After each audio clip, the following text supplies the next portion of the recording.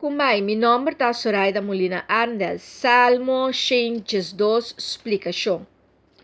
Quem é um gente justo? Que lo passa com um gente justo? Justiça está começar com respeito para Deus. Justiça está começar com estima e mandamento de Deus.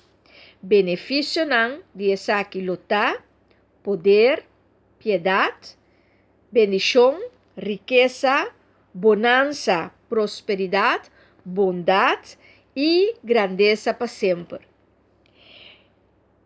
Lo tem paz, luz, tranquilidade, coragem, compaixão, piedade, sentimento, ordem, cosna locana, vitória, confiança, generosidade, dignidade e não fracassar.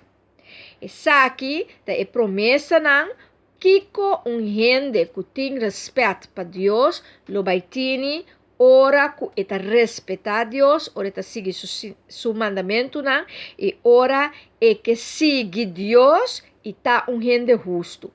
Que mentura coisa não, banda de justiça, de um coração justo, de acompanhar e gente que tem a justiça dentro. Tamasha hope benefício mês, um gente justo e na com respeito para Deus tem.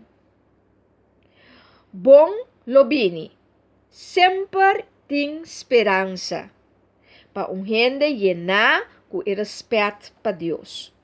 Bendição lo tem para o que te respeita a Deus.